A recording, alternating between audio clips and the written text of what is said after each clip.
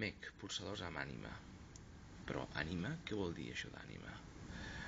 Qualsevol que hagi treballat amb ells s'adona que aquests pulsadors són alguna cosa més que un simple objecte.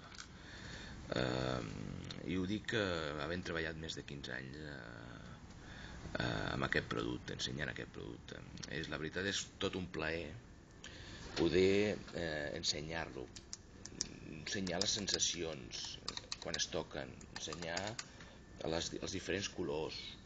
Dóna gust, realment a un se li posa els els cabells de punta quan acaba de sortir d'una visita i pot gaudir de les cares dels enginyers electrònics i dissenyadors després de fer una presentació com aquesta. Evidentment hi ha qui no sap apreciar-ho, qui no sap sentir-ho, però és un pulsador que és alguna cosa més, una cosa que es veu, que es toca, que se sent.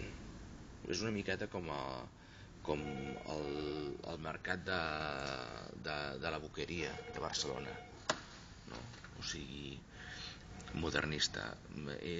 S'ha de provar, s'ha de sentir el seu so agradable, els seus colors, meló, vi bordeus, vermenta. O sigui, és increïble la quantitat de varietats, és com un mecano realment.